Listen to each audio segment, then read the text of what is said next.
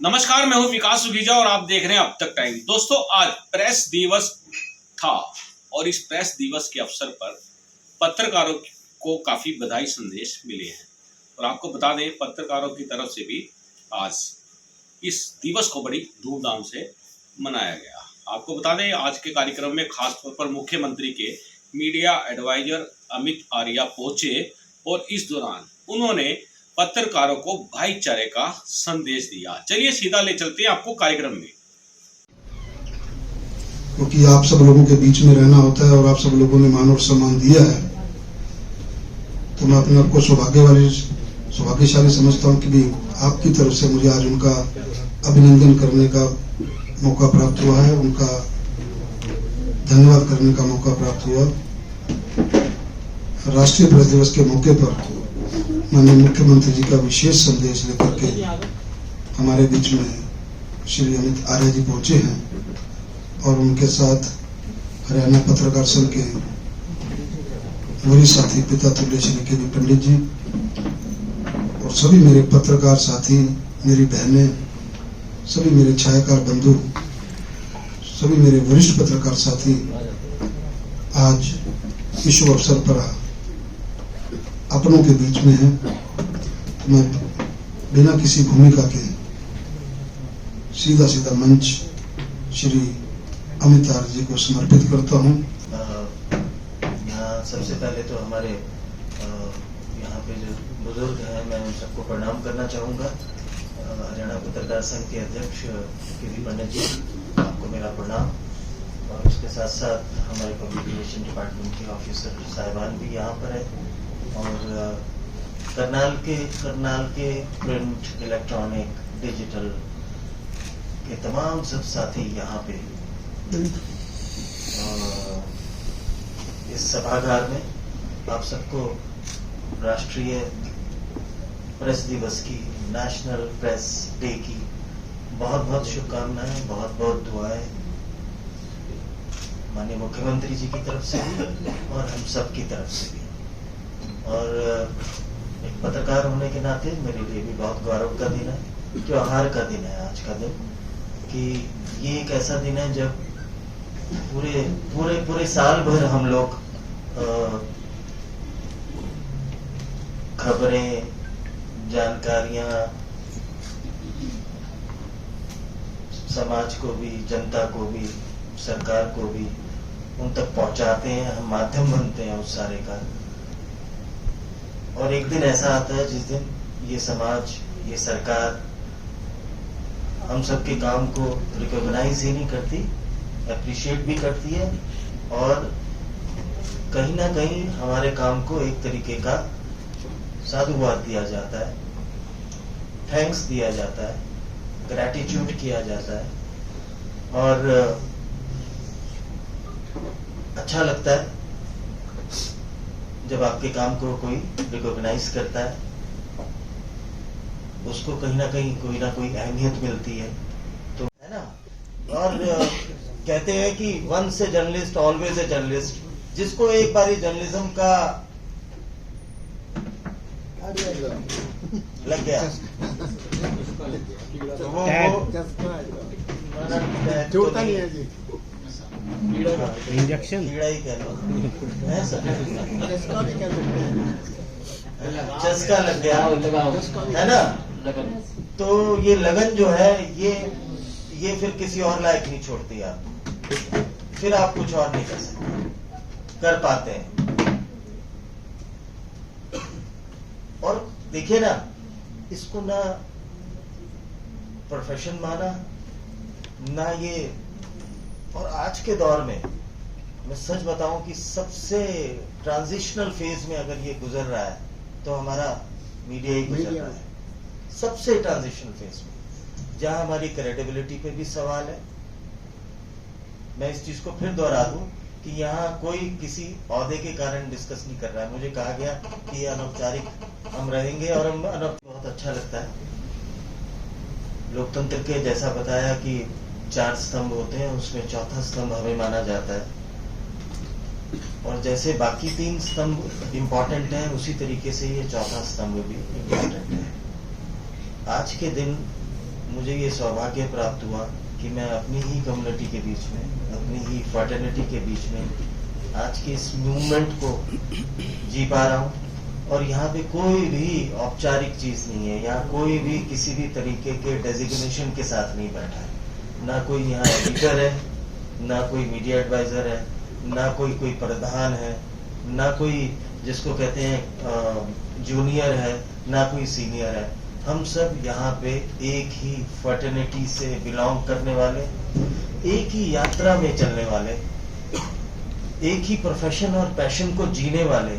हम सबका जीवन भी लगभग एक जैसा सा ही है, एक जैसी सी दुश्वारियां हैं, एक जैसा सा स्ट्रगल है। कुछ ने पहले शुरू किया, कुछ अभी शुरू कर रहे हैं। और यहाँ पे सभागार में जितने भी लोग बैठे हैं, मुझे बहुत अच्छा लग रहा है कि यहाँ पे तमाम तरीके के लोग बैठे हैं। एज ग्रुप के लोग भी बैठे हैं, स्टेजेस के लोग भी बैठे हैं। किसी का 30 साल का अनुभव है, 35 साल का अनुभव है, 40 साल का अनुभव के लोग भी यहाँ बैठे हैं। और कुछ ऐसे भी बैठे हैं जिनकी उतनी उम्र भी नहीं होगी जितने अनुभव के लोग यहाँ पर बैठे हैं। तो हमारी नई पीढ़ी भी यहाँ पे विराजमान है। हमारे जिसको कहते हैं कि टीनेजर्स भी हैं, मिडिल एज वाले भी हैं, और बुजुर्ग तो मैं किसी को कहूंगा नहीं, यहाँ कोई पत्रकार बूढ़ा होता ही नहीं है। तो यहाँ कोई बुजुर्ग नहीं है, यहाँ सारे के सारे। और हमारा फील्ड ऐसा है, तो मैं बिल्कुल चाहूंगा कि हम थोड़ा बहुत शेयर करें, हम क्यों आए इस फील्ड में, ऐसी क्या चीज थी जिस चीज ने हमें अब जैसे मैं आपको बताऊं, मैंने वकालत भी की थी, मैंने जर्नलिज्म भी किया, मास्टर्स भी किया। I am still a student. मैं आपको बताऊं, मैं पीएचडी भी कर रहा हूँ मास कम्युनिकेशन में। बहुत जल्द डॉक्टर अमित आर्य हो जाएंगे, कोई जल्दी ही, तो इसी मास कम्युनिकेशन में। तो ब्रेकिंग न्यूज़ तो आज यही है। अच्छा नहीं, एक और भी ब्रेकिंग न्यूज आया। तो आप सोचिए कि मेरे लिए कितनी प्राउड की फीलिंग है। आपको एक चीज और बताऊं, आज ही के दिन, आज से प्रेस डे के दिन ही 8 साल पहले मुझे मीडिया एडवाइजर की ऑफर आई थी, आज ही के दिन। और आज 8 साल पूरे हो गए। मुझे आप सबके प्रेम, आप सबके सहयोग और आप सबकी ही जिसको कहते हैं कि मुझे इंस्पिरेशन रही कि मैं इस वाली जिम्मेवारी को भी, टेबल के उस पार की जिम्मेवारी, बीइंग एडिटर, वहां तक पहुंचना हुआ मेरा। फिर उसके बाद ये वाली जिम्मेवारी को निभाते हुए भी आप सबके कारण, आप सबके लिए मुझे ये 8 साल जो करने का मौका मिला, मैं बता नहीं सकता हूँ क्या खुशी होती है कि जब आप अपनी कम्युनिटी के लिए सेल्फलेस तरीके से कुछ करने की कोशिश करते हैं और उनकी लाइफ में कोई चेंजेस आए या कोई पॉजिटिविटी हो। तो ये सौभाग्य मुझे मिला। तो कमल जी, आज पूरे 8 साल हो गए मुझे इस जिम्मेवारी, ये मेरे अचानक ही ध्यान में आया। तो मुझे लगा 8 साल और 4 साल चंडीगढ़ रहा मैं, 4 साल, पूरे 4 साल दिल्ली का कार्यभार संभालते हुए, और मुझे हो गए आज। और मैं क्यों आया जर्नलिज्म में, तो ये मैं बिल्कुल शेयर करूंगा। मैंने कहा, मैंने वकालत भी की, और मैं आपको बताऊं, मैं छात्र जीवन में मुझे सौभाग्य रहा। मैं हरियाणा का होते हुए भी मेरी पढ़ाई लिखाई हिमाचल में हुई। हिमाचल यूनिवर्सिटी का मुझे सौभाग्य रहा कि I was the youngest secretary of the Himachal university also, छात्र संघ का। और I was the highest vote seeker in Himachal at that time, in 1991 की मैं बात बता रहा हूँ। ज्यादा मेरी उम्र का अंदाजा मत लगाइएगा इससे प्लीज। तो